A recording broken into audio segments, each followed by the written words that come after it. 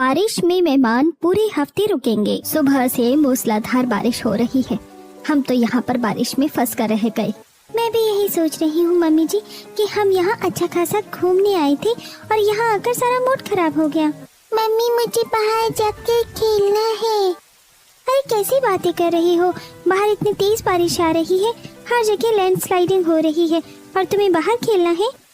तो आप मुझे अपना फोन दो, मुझे गेम खेलना है। नैना अपना फोन चिंटू को दे देती है। रजत अंदर कमरे में बेड पर बैठा था। मौसम खराब होने की वजह से टिकट भी नहीं मिल रही है, अब क्या करें। पूरा परिवार बहुत ज्यादा परेशान हो रहा था। वहीं दूसरी तरफ नेहा के घर में नेहा की अपनी सास से थोड़ी सी खटपट चल रही थी। मम्मी जी, जब हमारे घर में वॉशिंग मशीन है तो मैं हाथ से कपड़े क्यों धोऊंगी? अरे तो ये साड़ी बहुत ज्यादा सॉफ्ट है और काफी महंगी भी है। इसके साथ सारे महंगे कपड़े हैं, अगर इन्हें वॉशिंग मशीन में धोएगी तो खराब हो जाएंगे ना। तो हमारी वॉशिंग मशीन भी नई टेक्नोलॉजी की है, उसमें अगर हम एकदम डेलिकेट कपड़े भी डालेंगे तो भी खराब नहीं होगा। मुझे ना आती तेरी ये अंग्रेजी समझ में। डेली पट पट क्या कर रही है? अरे मम्मी जी, डेली पट नहीं है, डेलिकेट का मतलब होता है एकदम नाजुक। मुझे नहीं पता, तुझे हाथ से ही कपड़े धोने हैं, बस बात कह दी तो कह दी। इतना कहकर शीला वहाँ से चली जाती है और नेहा भी मुंह बनाकर छत पर कपड़े धोने के लिए चली जाती है। मम्मी जी को भी मुझे परेशान करने में ज्यादा ही मजा आता है। अगर मैं वॉशिंग मशीन से कपड़े धो देती तो क्या ही घट जाता उनका। चलो कोई बात नहीं, हाथ से ही धो देते हैं, वैसे कपड़े हैं तो नाजुक और महंगे भी। इस तरह खुद को मनाते हुए नेहा हाथ से कपड़े धो रही थी, तभी उसे बहुत ज्यादा हिचकी आने लगती है। आज मुझे इतनी ज्यादा हिचकी क्यों आ रही है? कौन मुझे इतना ज्यादा याद कर रहा है? वहीं दूसरी तरफ होटल में एक डिलीवरी बॉय बारिश में रेनकोट पहनकर उनके पास डिलीवरी करने आ रहा था। लीजिए आपका ऑर्डर, आपके पूरे 1500 हो गए। डिलीवरी बॉय उन्हें खाना देकर वहाँ से चला जाता है और उसके बाद सब साथ बैठकर खाना खाते हैं। तभी अचानक से सविता के दिमाग की बत्ती जलती है और आइडिया, क्यों ना हम शीला के घर चले, उसका घर भी तो यहीं पास में है, उससे मिलना जुलना भी हो जाएगा, उससे मिलकर आधा सफर तय हो जाएगा और फिर उनसे पूछ लेंगे कि हम अपने घर वापस कैसे जा सकते हैं। हाँ, तुमने तो बहुत अच्छा आइडिया दिया है। वो यही आसपास रहते हैं और उन्हें यहाँ की ज्यादा समझ है कि जब मौसम खराब होता है तो किस तरीके से ट्रैवल करना चाहिए और किस तरीके से नहीं। हम अभी उनसे बात करते हैं, उनसे मिलना भी हो जाएगा और हमारी मदद भी हो जाएगी। लेकिन मेहमानों के घर जाना है तो बहुत कुछ लेकर जाना होगा, खाली हाथ थोड़ी जा सकते हैं। घर से तो हम तैयारी करके आए नहीं थे, तो यहीं पर हम कल थोड़ी बहुत शॉपिंग कर लेंगे। इस तरह रमेश और सविता के परिवार का प्लान शीला के घर जाने का बन जाता है। सविता शीला को कॉल करती है। और बताइए सब कैसा है वहाँ पर? यहाँ पर भी सब बढ़िया है, आप बताइए सब कैसे हैं? बस हम भी आपके यहाँ पर घूमने आए थे, बच्चों की छुट्टी थी तो सोचा कि चलो घूम आते हैं। अच्छा, फिर तो ये बहुत अच्छी बात है। तो फिर आप सब यहाँ पर भी आइए, जब इतनी दूर आए हैं तो हमसे भी मिलकर जाइए। हमारा घर वहाँ से ज्यादा दूर थोड़ी है, आते जाते। लेकिन एक परेशानी है। कैसी परेशानी है? दरअसल यहाँ पर बहुत तेज बारिश हो रही है और हमें नहीं पता कि वहाँ पर कैसे आना है। बारिश में हम फंस गए हैं तो कैसे क्या करें समझ ही नहीं आ रहा। अरे आप चिंता मत करो, एक हमारी जानकारी में ड्राइवर है जो कैब चलाते हैं, आप उनसे बात कर लेना। वो आपको शहर के बाहर बस स्टैंड पर छोड़ देंगे और फिर आप बस से डायरेक्ट हमारे घर आ जाना। जी ठीक है, शुक्रिया, हम कल शाम तक आ जाएंगे। इस तरह सविता की बात हो जाती है और उसके बाद सविता नैना के साथ जाकर शॉपिंग करती है। दोनों छाता लेकर जाती हैं और काफी मूसलाधार बारिश हो रही थी, जिससे नैना का पैर फिसल जाता है और वो सविता का हाथ पकड़ लेती है और गिरते गिरते बचती है। अरे बेटा ध्यान से, बारिश में तो सारा फर्श फिसलन भरा हो जाता है। सही कहा मम्मी जी आपने, वरना मैं अभी उड़कर चली जाती। एक तो इतनी तेज बारिश है और हवा भी बहुत तेज चल रही है, छाता भी संभालना बहुत मुश्किल हो रहा है। उसके बाद दोनों बहुत सारी शॉपिंग करते हैं। वो सबके लिए बहुत सारे फ्रूट्स और खाने की चीजें खरीदते हैं और उनके लिए सूट और पैंट का कपड़ा खरीद कर वापस होटल में चले जाते हैं और सामान पैक करके ड्राइवर से बात करते हैं। जी शुक्रिया, हम कल सुबह आपको तैयार मिलेंगे। ड्राइवर की कॉल कट होने के बाद चलो सब हो गया, फाइनली अब हम यहाँ से जाएंगे। दूसरी तरफ वहीं पर मेहमानों के आने की तैयारी हो रही थी और नेहा और शीला की फिर से बहस हो जाती है। अरे मम्मी जी, घर में मेहमान आ रहे हैं तो उनके लिए हमें कुछ तो तैयारी करनी ही चाहिए। अभी मैं कुछ नए बर्तन खरीद कर लाती हूँ और उनके लिए कुछ अच्छा सा सामान लेकर आती हूँ।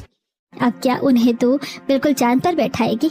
मेहमान है, हमारे घर परिवार का ही हिस्सा है, इतना ज्यादा कुछ करने की जरूरत नहीं है। वैसे भी 1-2 दिन रुकेंगे। अच्छा ठीक है, फिर आप मुझे बाद में मत कह देना कि मैंने कुछ किया नहीं है। मैं अभी भी कह रही हूँ कि अगर कुछ खास तैयारी करनी है तो मैं खाने का कुछ अच्छा बना देती हूँ। जब वो लोग आएंगे तब चाय नाश्ते में कुछ अच्छा बना देना। अच्छा ठीक है मम्मी जी। इतना कहकर नेहा वहाँ से चली जाती है और उसके जाने के बाद शीला खुद से कहती है, मेरी बहू बिना बिल्कुल जिद्दी है, बस फालतू के पैसे खर्च करवा लो इससे। आखिरकार फाइनली सविता का परिवार होटल से बाहर निकलकर कैब में बैठ जाता है। और हमें और कितनी देर लगेगी? बस अभी हम पहुंचने वाले हैं। वहां जाने के बाद आपको बस में बैठना है और बस से सिर्फ 1-1.5 घंटे का रास्ता है। ड्राइवर ने बस स्टैंड पर छोड़ देता है और सब बस में बैठकर आगे का सफर पूरा करते हैं और रोहन उन्हें बस स्टैंड पर लेने जाता है। नमस्ते ताई जी। नमस्ते ताऊ जी। नमस्ते बेटा, नमस्ते, जीते रहो। इस तरह रोहन सबको लेकर घर वापस आ जाता है और घर आने के बाद सब उनका स्वागत करते हैं। आइए दीदी, बहुत समय बाद आना हुआ है। हाँ, बस सोचा कि इस पर बच्चों की छुट्टी है तो चलते हैं। आपने बहुत अच्छा किया आकर। अरे सोचा कि अच्छा मौका है सबसे मिलने का, सबके साथ कुछ समय बिताएंगे तो अच्छा लगेगा। अरे चिंटू, तुम तो कुछ भूल ही नहीं रहे, मुझे भूल गए क्या? आपको कैसे भूल सकता हूँ बुआ? नेहा रसोई में सबके लिए चाय नाश्ता बना रही थी। सबके लिए गर्मा गर्म आलू और प्याज के पकौड़े बना देती हूँ, अच्छा लगेगा। नेहा सबको चाय नाश्ता देती है और जब सब चाय पकौड़े खा रही थी तो, अरे बेटा, तुमने सिर्फ पकौड़े बनाए, जरा इसके साथ कुछ समोसे भी बना देती। ये बात सुनकर नेहा को गुस्सा आ जाता है। मुझे पता था मम्मी जी मेहमानों के आगे टोकेंगी, इसलिए मैंने पहले ही सामान लाने के लिए बोला था। मम्मी जी का हर बार का यही है। मैं फिर से दोबारा मम्मी जी की बातों में फंस गई। अरे कोई बात नहीं, चाय पकौड़े बहुत स्वादिष्ट बने हैं और बारिश के मौसम में तो चाय पकौड़े खाने का ही असली मजा आता है। बिल्कुल, चाय समोसे कभी और खा लेंगे, अभी तो चाय पकौड़े ही बहुत टेस्टी लग रहे हैं। दरअसल शीला की आदत कुछ ऐसी ही थी कि पीछे से तो वो नेहा को बोल देती थी कि कोई बात नहीं, ज्यादा कुछ करने की जरूरत नहीं है, लेकिन मेहमानों के आगे वो उनकी कुछ ज्यादा ही आवभगत करती थी। जैसे जब सविता ने सबके लिए सामान निकाल कर दिया तब, अरे इन सब की क्या जरूरत थी? अरे ये ज्यादा कुछ कहाँ है, थोड़ा बहुत ही है और इतना तो चलता ही है। उसके थोड़ी देर बाद जब सब खाना खाने बैठते हैं तब शीला कहती है, अरे बेटा, तुमने सिर्फ चटनी लेकर आई हो, अचार भी रखा है तो तुम आम का और नींबू का अचार भी लेकर आ जाओ। जी मम्मी जी, अभी लेकर आती हूँ। उसके बाद नेहा रसोई में आम और नींबू का अचार लेकर जाती है। शीला मेहमानों की मेहमान नवाजी बहुत अच्छे से करती थी। नेहा अपने कमरे में बिस्तर के बगल में गद्दे बिछा रही थी। अरे तुम ये सब क्या कर रही हो? आपको तो पता है कि अभी हमारे पास सिर्फ 2 ही एसी हैं और मेहमान को तो हम बिना एसी के नहीं सुला सकते ना, इसलिए नैना दीदी और रजत भैया तो हमारे कमरे में सो जाएंगे और ताई जी, ताऊ जी, मम्मी जी और पापा जी के कमरे में सो जाएंगे। लेकिन आजकल मम्मी और पापा के कमरे में तो निधि सो रही थी, तो वो कहाँ सोएंगी? क्योंकि अभी हॉल का एसी तो खराब है। निधि हमारे साथ सो जाओगी? इस तरह पूरा परिवार एडजस्ट करता है और जब नैना और रजत कमरे में आते हैं और नीचे बिस्तर बिछा हुआ देख तो नैना परेशान हो जाती है। उसे गुमसुम और परेशान देख कर नेहा पूछती है, क्या बात है दीदी, आप कुछ परेशान लग रही हैं? बस मैं यही सोच रही थी कि मैं नीचे तुम्हारे भैया के साथ कैसे सो पाऊंगी, मेरी तो कमर में दर्द हो जाता है। अरे कोई बात नहीं, मैं और भैया नीचे सो जाएंगे और आप, नेहा और निधि तीनों ऊपर बिस्तर पे सो जाना। हाँ बिल्कुल, ऐसा ही होगा। फिर तो ठीक है। रात को सब सो जाते हैं। नैना बीच में फैल कर सो रही थी, कभी उसका हाथ नेहा पर जाता तो कभी पैर निधि पर। जैसे ही उसका पैर निधि पर पड़ता है निधि घबरा कर उठ जाती है। अरे इतना भारी हाथी कहाँ से आ गया मेरे ऊपर, बचाओ। तब नेहा निधि को इशारा करती है। क्या कर रही हो निधि, क्यों चिल्ला रही हो? कोई हाथी नहीं है, नैना दीदी के हाथ और पैर हैं। तो भाभी इस तरह तो मुझे बिल्कुल भी नींद नहीं आएगी, पूरा स्पेस ही गायब हो गया है। कोई बात नहीं, 1-2 दिन की बात है, एडजस्ट कर लो। अभी तो सबको लग रहा था कि सिर्फ 1 या 2 दिन की ही बात है, लेकिन उन्हें क्या पता था कि वो पूरे हफ्ते की बात होने वाली है। अब अगले दिन सुबह उठकर जब सब चाय नाश्ता कर रहे हैं बताइए दीदी, आपको कैसी नींद आई? मुझे तो बहुत अच्छी नींद आई। वैसे हम तो आज शाम को जाने की तैयारी कर रहे हैं। अरे नहीं, इतनी जल्दी जाने की तैयारी क्यों कर रहे हो? बिल्कुल, अभी तो आप आए हैं और इतनी जल्दी कैसे जा सकते हैं? वैसे भी बहुत कम आना जाना होता है। हाँ, लेकिन 2 दिन रुक गए बहुत है। 2 दिन कैसे हुए? कल शाम को तो आप आए थे और आज रात को जाने की बात कर रहे हैं, तो 2 दिन कैसे हुए? 1 दिन ही हुआ ना। अभी आप लोगों को कहीं नहीं जाना। अभी कम से कम 1 हफ्ता 10 दिन तो आपको यहाँ रुकना है। तभी वहाँ पर रजत आता है और परेशान होकर कहता है, मम्मी पापा, आज रात की भी कोई ट्रेन की टिकट नहीं मिल रही। तो बेटा कल या परसों की देख लो। अरे 2-3 दिन की कोई टिकट मिल ही नहीं रही है। अरे दीदी, कैसी बातें कर रही हो? अब तय हो गया है कि आप लोग कम से कम 10 दिन यहीं रुकेंगे। और रजत बेटा, अब इस बारे में कोई बात नहीं होगी, किसी को कहीं नहीं जाना।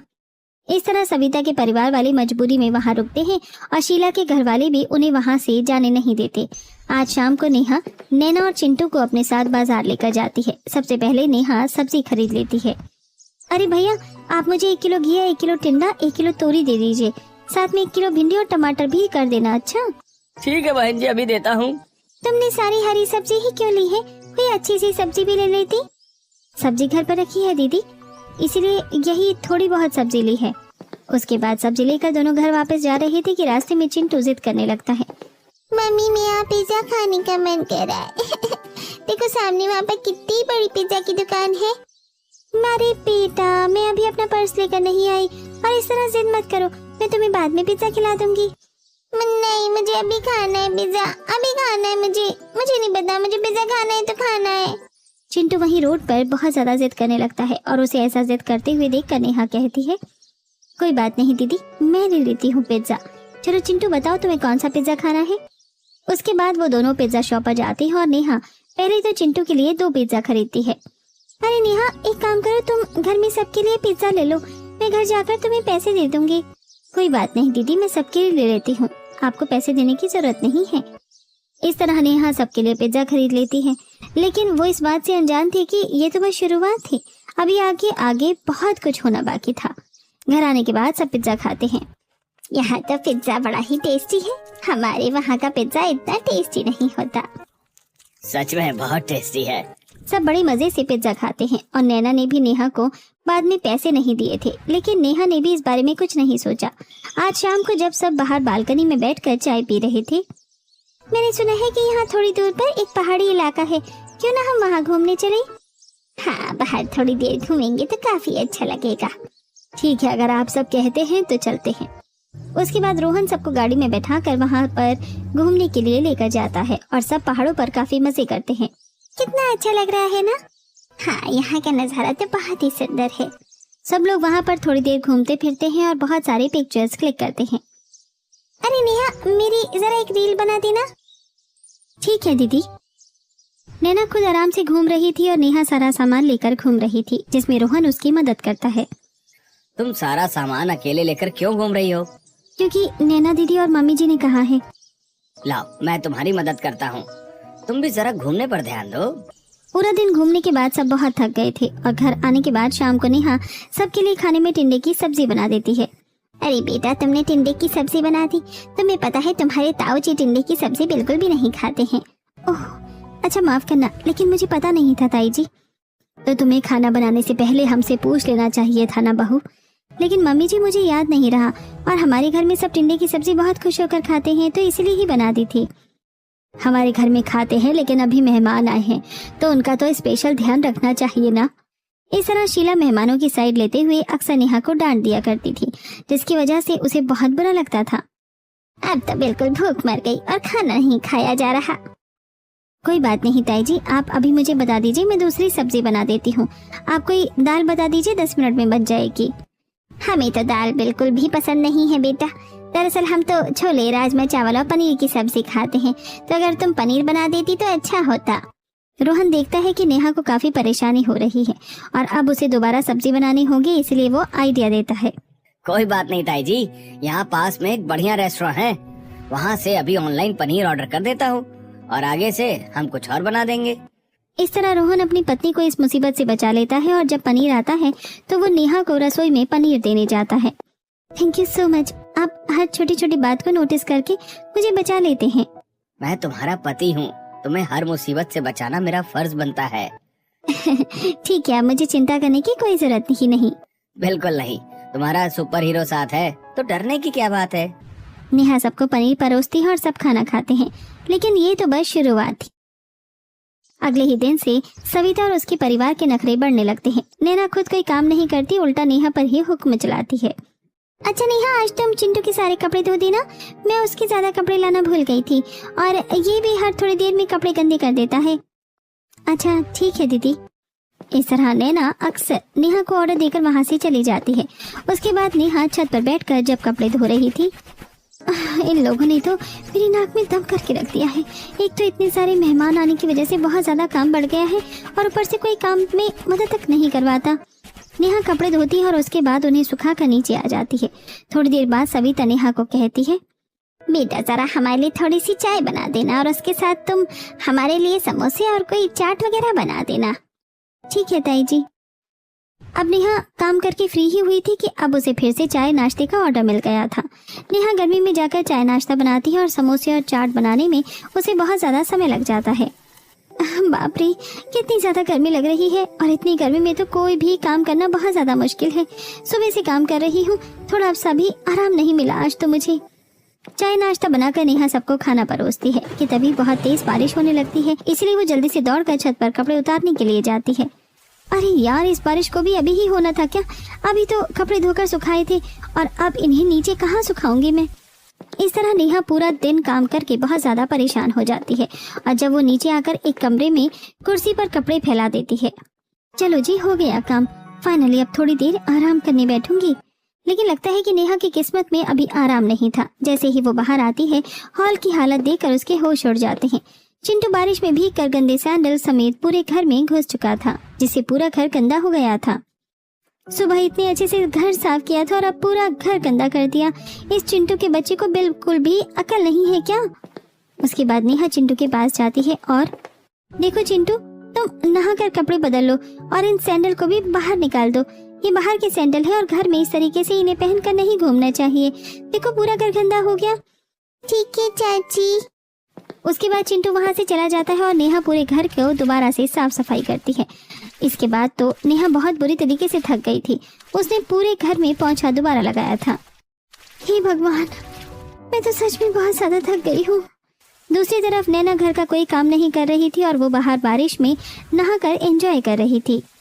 बरसो रे मीठा मीठा बरसो रे मीठा मीठा बरसो रे मीठा बरसो, बारिश का मौसम है। उसके बाद नैना रजत को भी वहाँ बुलाती है और उससे कहती है, सुनो जी, ये बगीचा कितना सुंदर है और बारिश में और भी सुंदर लग रहा है। आप मेरी एक अच्छी रील बना दो ना। उसके बाद नैना डांस वीडियो बनाती है। वहीं दूसरी तरफ नेहा थोड़ी देर के लिए अपने कमरे में आराम करने गई थी कि चिंटू वहाँ पर जाकर टीवी चला देता है। अचानक से नेहा की आंख खुल जाती है। अरे चिंटू बेटा, तुमने टीवी क्यों चला लिया है? मैं यहाँ पर सो रही थी, तुम बाहर हॉल का टीवी चला लेते। लेकिन चाची, बाहर हॉल में एसी नहीं चल रहा है ना, इसलिए मैंने यहाँ कमरे का टीवी चलाया है। आप कहीं और सो जाइए। नेहा को गुस्सा आ जाता है, लेकिन वो कुछ नहीं कहती और वहाँ से उठकर चली जाती है। कमाल है, मुझे ही मेरे कमरे से बाहर निकाल दिया, वो भी एक 6 साल के बच्चे ने। गजब बेइज्जती है यार। 2 दिन के मेहमान रुके हैं, मैं तो 2 दिन में ही बहुत परेशान हो गई हूँ। बारिश में मेहमान का रुकना तो सच में बड़ा थकाने वाला होता है। नेहा गुस्से में जा ही रही थी और सामने से शीला आकर ये बात सुन लेती है। अच्छा है, ये बात मैंने सुनी, किसी और ने नहीं सुनी। इतनी जल्दी तुम हमारे मेहमानों से परेशान हो गई हो। अरे मेहमान तो अतिथि देवो भव होता है। मेहमान के आने से कभी नाक नहीं चढ़ाना चाहिए, उनकी अच्छे से मेहमान नवाजी करनी चाहिए।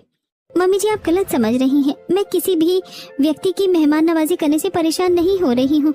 मैं तो बस बस अब अपने बहाने अपने पास ही रख, बहुत हो गया। शीला नेहा की बात नहीं समझती और आधी बात काट कर अपनी बात कहकर वहाँ से चली जाती है। पर वहीं दूसरी तरफ नैना और सविता। अच्छा हो मम्मी जी, आपने इन रिश्तेदारों के बारे में टाइम पर सोच लिया। यहाँ पर हमें फ्री का सब कुछ मिल रहा है। होटल में तो हमारे बहुत पैसे खर्च हो रहे थे, यहाँ रहकर हम बाहर घूम कर भी आ जाते हैं। बिल्कुल आराम से दिन कट रहे हैं। अरे हाँ बिल्कुल, इसलिए तो यहाँ इन लोगों को याद किया मैंने। अब बारिश में कम से कम 1 हफ्ता 10 दिन तो रुक कर जाएंगे। यहाँ पहाड़ों की सारी घुमाई भी हो जाएगी और फ्री सेवा भी मिल जाएगी। एक तरफ नैना और सविता नेहा की मुश्किलें बढ़ा रहे थे। कभी कोई बारिश में खिड़की खुली छोड़ देता जिससे घर में मच्छर भर जाते। हर छोटी बड़ी बात का ध्यान अब नेहा को ही रखना पड़ रहा था। नैना दीदी, आप कम से कम सारी खिड़की तो बंद कर दीजिए। अगर रात को मच्छर आ जाएंगे तो फिर सोने नहीं देंगे, और फिर बारिश के मच्छर तो बहुत खतरनाक होते हैं। नेहा, मैंने सारी खिड़की बंद कर दी है, तुम चिंता मत करो। इसके बाद नेहा रात का खाना बनाने लगती है और रात को फिर से खाने में वो स्वाद नहीं आ रहा बेटा आजकल। अगर अभी खाने के साथ आम की चटनी, आम रस या फिर बढ़िया बूंदी का रायता हो जाता तो मजा आ जाता। हाँ कोई बात नहीं, हम कल ही आपके लिए मंगवा देते हैं दीदी। शीला मेहमानों की हर एक इच्छा को पूरा करने की कोशिश कर रही थी। इस तरह सब खाना खाकर सोने की तैयारी करते हैं। रात को जब नेहा देखती है कि कमरे की खिड़की खुली है तो उसे बहुत गुस्सा आता है। एक खिड़की बंद करने का काम दिया था, वो भी नहीं हुआ। मैंने कहा था कि मच्छर अंदर आ जाएंगे, लेकिन नहीं, कुछ काम थोड़ी करना है इन्हें। अब रात को सब सोते हैं और नैना एसी को बहुत ही ज्यादा हाई टेम्परेचर पर कर देती है। उसने एसी का टेम्परेचर बिल्कुल 20 पर कर दिया था। अरे नैना दीदी, आपके पास रिमोट है, जरा टेम्परेचर को 27 पर कर दो। अरे नेहा, 27 पर भी टेम्परेचर करना होता है क्या भला? उससे तो बहुत ज्यादा गर्मी लगती है और वो बहुत ज्यादा कम हो जाता है। दरअसल मुझे 20 पर बहुत ज्यादा ठंड लग रही है और हम 27 पर इसीलिए करते हैं क्योंकि उसमें एसी का फिर बिल भी कम आता है और फिर कंबल की जरूरत नहीं होती, एक चादर से ही काम चल जाता है। अरे कोई बात नहीं, मुझे फिर सोने में बहुत ज्यादा दिक्कत होगी, अभी ऐसे ही रहने दो। अब नेहा करती भी क्या, मेहमानों की मेहमान नवाजी करने की वजह से वो चुप हो जाती है। अगले दिन फिर से नेहा ही घर का सारा काम करती है और नैना कुछ नहीं करती। घर का सारा काम खत्म करके नेहा थोड़ी देर सोफे पर आराम करने बैठती है। तभी वहाँ पर सविता आ जाती है और कहती है, अरे बेटा जरा मेरे सिर की चंपी करना, तो मेरे सिर में बहुत ज्यादा दर्द हो रहा है। नेहा सविता के सर की चंपी करती है। ये सब शीला देख रही थी। अरे बेटा जरा ठीक से करो। नेहा सविता की चंपी बहुत देर तक करती है और उसके हाथों में दर्द भी हो जाता है। अच्छा, अब जरा मेरे पैरों की भी मालिश कर दो, घुटनों में बड़ा दर्द रहता है ना, इसीलिए करवाना पड़ता है। शीला बहन, तुम भी करवा लो जरा अपनी बहू से। नहीं, मैं ऐसे ही ठीक हूँ। अच्छा शीला, तुम्हारे घर में गद्दे बिल्कुल भी अच्छे नहीं हैं, बहुत ही ज्यादा सख्त हैं, उन पर नींद नहीं आती, उन्हें जरा बदलवा लो। हमें तो सख्त नहीं लगते। अरे मैं कह रही हूँ ना, बहुत सख्त हैं। अब नेहा बहुत ज्यादा परेशान हो जाती है। यूं ही दिन गुजर रहे थे। मेहमानों को रहते हुए 4-5 दिन हो गए थे और जिसकी वजह से नेहा की नाक में दम हो चुका था। एक दिन चिंटू फिर से कुछ खाने की जिद करता है। मुझे आइसक्रीम खानी है, साथ में पास्ता भी खाना है। अरे नेहा, जरा रोहन को कहकर आइसक्रीम, पास्ता और साथ में हमारे लिए डोसा भी मंगवा देना। तुम्हें पता है ना कि चिंटू जिद करेगा तो फिर बहुत ज्यादा जिद करने लगता है। मैं तुम्हें इसके बाद में पैसे दे दूंगी। नेहा तो अच्छे से जानती थी कि ये सिर्फ ऐसे ही बोलने वाला डायलॉग है और बाद में तो पैसे मिलने वाले नहीं थे, लेकिन फिर भी नेहा रोहन को कहकर सारा खाने का सामान मंगवा लेती है। इसके साथ पीने के लिए मैंगो शेक हो जाता तो अच्छा होता। हाँ, मैंगो शेक पीने का तो मेरा भी बड़ा मन कर रहा है। कोई बात नहीं, हम अभी मंगवा देते हैं। नेहा बहू, जरा मैंगो शेक मंगवा दो सबके लिए। जी मम्मी जी। इस तरह मेहमानों के नखरे बढ़ते ही जा रहे थे। वहीं दूसरी तरफ जब नेहा कोई भी काम करने में अगर थोड़ी सी भी गलती कर देती, जैसे खाने में थोड़ा नमक ज्यादा हो जाता तो। अरे नेहा बेटा, मैं देख रही हूँ तुम कोई भी काम ठीक से नहीं कर रही हो। तुमने खाने में कितना सा नमक डाल दिया है, तुम्हें पता है ना हमें बीपी की प्रॉब्लम है और फिर भी तुमने ठीक से खाना नहीं बनाया। माफ करना ताई जी, गलती से हो गया, मैं आगे से ध्यान रखूंगी। शीला ने देखा था कि वो सब बहुत ज्यादा गलत है, लेकिन उसने चुप्पी साध ली। कोई बात नहीं, बस आज की ही बात है, कल तो रजत अपनी टिकट कर लेगा, एक दिन के लिए मुझे बहस नहीं करनी चाहिए। ऐसा सोचकर शीला चुप हो जाती है और अगले दिन जब फिर से टिकट की बात चलती है। क्या करूं मम्मी, मुझे तो कोई टिकट ही नहीं मिल रही है। मुझे नहीं लगता कि हम इस हफ्ते भी घर जा पाएंगे। ओह, ये तो बड़ी गड़बड़ हो गई। लगता है हफ्ता 10 दिन के लिए यहीं रुकना पड़ेगा। ये बात सुनकर नेहा को तो सांप सूंघ जाता है। हे भगवान, टिकट नहीं हो रही और कुछ बोलूंगी तो मम्मी जी मुझे ही सुनाएंगी। अब मुझे इनकी और मेहमान नवाजी करनी होगी, वरना मम्मी जी बहुत गुस्सा हो जाएंगी। वहीं दूसरी तरफ शाम को आज सविता फिर से अपने सिर की चंपी नेहा से ही करवा रही थी और उसे डांट भी रही थी। अरे बेटा, जरा ढंग से अपने हाथ चलाओ, ऐसे कर रही हो जैसे तुम्हारे हाथों में जान ही नहीं है। अब ये बात देखकर तो शीला को मन ही मन बहुत ज्यादा गुस्सा आता है। अरे मैं अपनी बहू को डांटती हूँ, लेकिन ये मेरी बहू को कैसे डांट सकती है। मेरी बहू पूरा दिन घर का काम करती है, इसके पोते का भी ध्यान रखती है। एक तो इसकी चंपी कर रही है और ऊपर से ये उसे ही डांट रही है। इसकी बहू तो एक गिलास पानी तक नहीं उठाती। वहीं दूसरी तरफ जब शाम को बारिश होती है तो सब आंगन में बैठकर आराम से बारिश का मजा लेते हैं और नैना ऑर्डर करते हुए नेहा को कहती है, एकदम बढ़िया बारिश हो रही है,